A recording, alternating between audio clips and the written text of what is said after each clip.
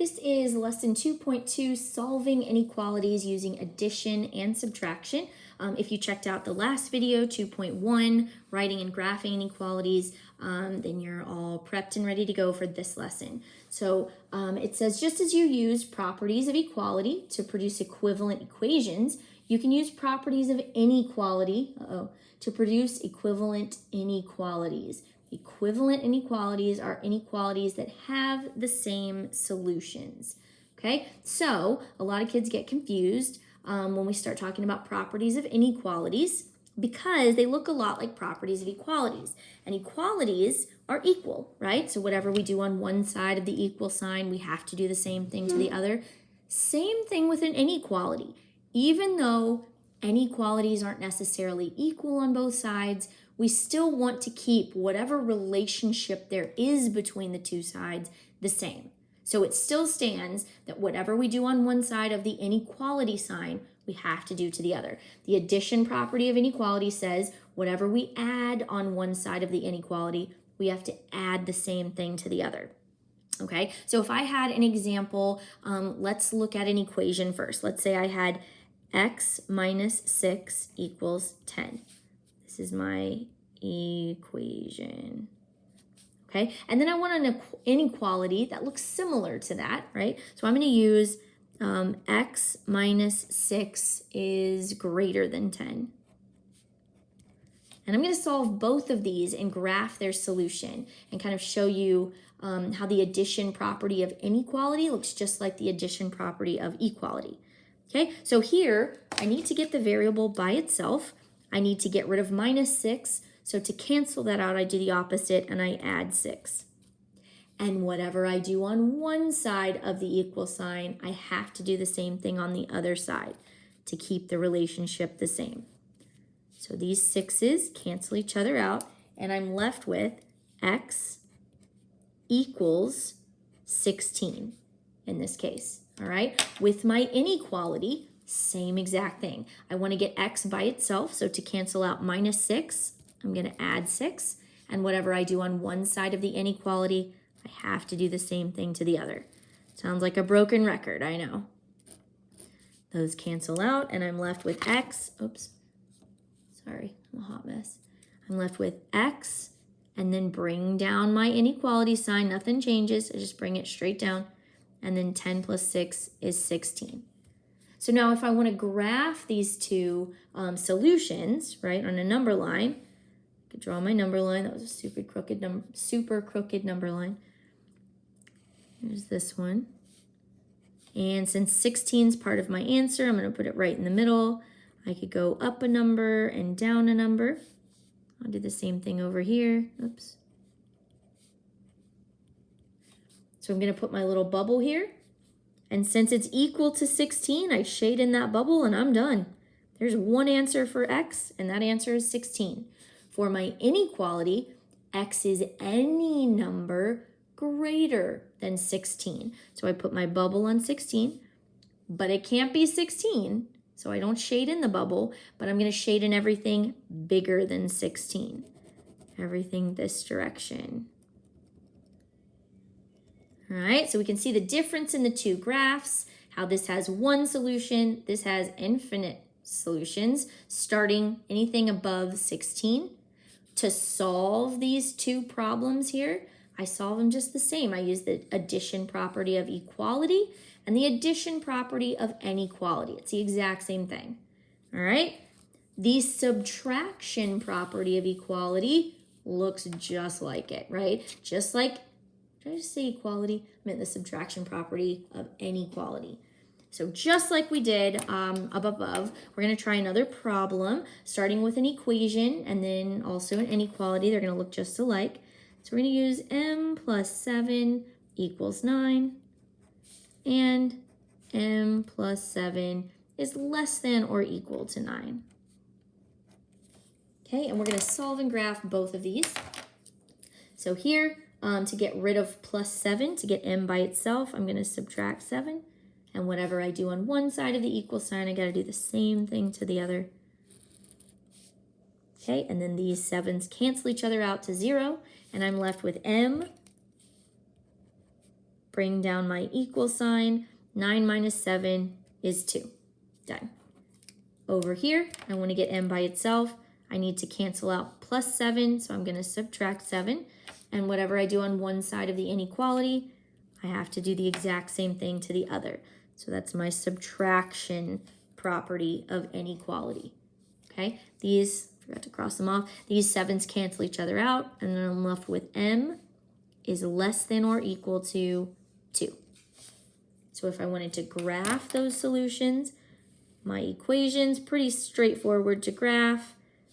I just put a dot on the number 2, right? If I wanted to show I go up 1 and down 1, there's my number line. I've got one solution. M is 2, that's it. The only thing to make this a true statement is if m is 2.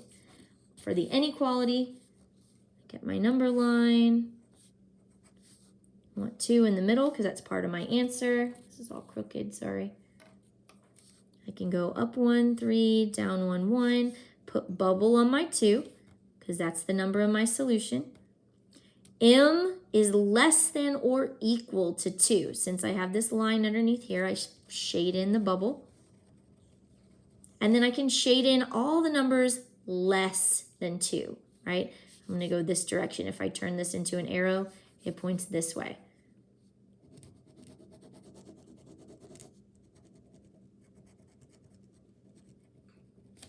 All right, it is that straightforward. It's kind of an exaggerated graph there, but hopefully you get the idea. All right, so let's do a whole bunch of examples together. I think there's about 8 that I have. And that should be enough to kind of hopefully get you on your way. All right, use a red pen only. So I've got x minus 4 is less than negative 5. If I want to get x by itself, I have to get rid of minus 4. So I do the opposite and add 4, and whatever I do on one side of the inequality, I got to do the same thing to the other side. So these 4s just turn into 0. Negative 4 plus 4 is 0. And I'm left with x, bring down my inequality sign, and negative 5 plus 4 is negative 1. So there's my inequality. Now I want to graph it. I'm going to put a negative 1 here in the middle. I can go up my number line, and I can go down my number line. That's not as important. As long as you have this number on your number line, you're good. Put a bubble on my number. That's a super big bubble. You don't have to make it that big. And then x cannot be equal to negative 1. It can be less than negative 1, but negative 1's not included in my answer, so I leave it unshaded. And then what if I'm confused? I don't know what less than means. I know I want to shade in the direction of the sign that looks like my inequality sign. So I'm going to shade my number line in this direction.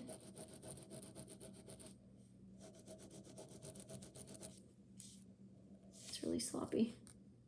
Okay, well, it's not numbers, but the next one down here. C minus 12 is greater than negative 4. I'm going to add 12. So I have to add 12. That's the addition property of inequality. These cancel out. I'm left with C is greater than negative 4 plus 12 is 8. I'm going to put an 8 right in the middle here. Put a bubble over my 8. There is no line underneath, so I don't shade anything in. But I want to shade all the numbers greater than 8. C is anything bigger than 8. So if I turn this into an arrow, shade everything this direction. This end of my arrow number line matches my inequality symbol. Okay, next one. 9 plus W is greater than 7. I'm going to subtract 9 on the left, so I got to subtract 9 on the right. That's the subtraction property of inequality. 9 minus 9 is 0, and I'm left with W. Bring down my sign. 7 minus 9, I'm going to get a negative 2. So I'm going to plot negative 2 on my number line. I can plot other numbers. That's not as important, as long as you got that negative 2 that's in your answer. And then I am going to put a bubble on negative 2. There is no line under my inequality symbol, so W cannot be equal to negative 2. It can only be anything greater than negative 2. So I'm going to shade everything greater than negative 2. Not fill in the bubble. Okay, a few more. And you can always pause the video and do these and then start it back up and check yourself. Okay, so now I've got h minus -2. Remember when we have two minus signs together, they kind of cancel each other out into a plus sign. So I'm going to make this one big plus sign. So I've got h plus 2 is greater than or equal to 10. To get rid of plus 2, I'm going to subtract 2. And whatever I subtract on the left, I got to subtract on the right. Subtraction property of inequality. These guys cancel each other out. And I'm left with h. Bring down my inequality sign. 10 minus 2 is 8. So I'm going to plot an 8 here. Put my bubble. Here, I do have the line underneath my inequality sign. So that means h can be greater than or equal to 8. So 8 is part of my solution set. I'm going to shade it in. And I'm going to shade in everything greater than 8. Towards the side of my number line that matches my inequality symbol. This is open. This is open. Okay. Now I've got one where I've got to flip-flop the sides once I get everything simplified. m minus 1. To get rid of minus 1, I got to add 1. I always do the opposite to cancel something out. And whatever I add on the right, I have to add to the left. Addition property of inequality. These cancel. 7 is greater than or equal to m. That's all fine and good, but since we're graphing m, it's kind of backwards, right? So we want to flip-flop it. We want m to come first on the left, and then anything else on the right. Since this symbol here is open towards the 7, out of these two values, the 7 is greater. I want to make sure that I show that when I flip everything. So since the 7 is greater here, I want the 7 to be greater here as well. So I would read this as m is less than or equal to 7. 7 is greater than m. M is less than 7. So I'm going to put my 7 here, my bubble. Since there's a line underneath, it means m can be equal to 7, so I shade it in. And then m can be anything less than 7. So I'm going to shade all these numbers smaller than 7. And again, don't forget about the little arrow trick, or the fact that you want to match the side that matches your inequality symbol of your arrow, your number line. Okay, r plus 4 is less than 5. I'm going to subtract 4. So I have to subtract 4 here. These 4's cancel. And I'm left with r is less than 1. 1. Put my bubble. There's no line underneath, so I leave the bubble open. And I'm going to shade all the numbers. R is less than 1. R is the shaded region. It's anything smaller than 1, less than 1. This symbol here on this end of my number line, this side matches my inequality sign. They look the same. Okay, one more flip-flop guy here. We're almost done. 15 is greater than or equal to q plus 3. I need to get q alone, so to get rid of plus 3, I'm going to subtract 3. And whatever I do on the right, I got to do to the left. Subtraction property of inequality. These cancel out to 0. 15 minus 3 is 12. Greater than or equal to q. And since I'm actually graphing q, q is the shaded part, I want it to come first. So I'm going to rewrite this with q first, 12 last, and since this sign is open to the 12 is the bigger value, I want it to stay that way. So when I switch everything, I got to switch my inequality sign too. So now I can plot 12, put my bubble over 12. Q is anything less than or equal to 12. It could be 12, so I'm going to shade 12. And then it is everything less than 12. My arrow points that way, so I'm going to shade everything this way. Last one. I've got T. Dog's barking. T is T minus -13. There's a double negative, so I got to change it to a plus. And then to get rid of plus 13, I got to subtract 13. Whatever I do on the right, I got to do to the left.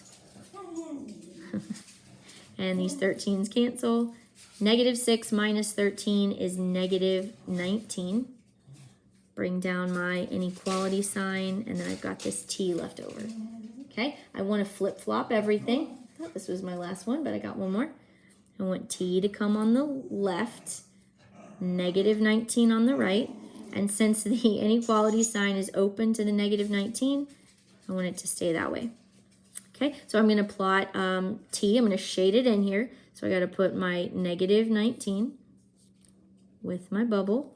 And I'm not actually going to shade in negative 19 because I don't have a line here. T cannot be negative 19. It can be everything less than negative 19, but it can't be negative 19.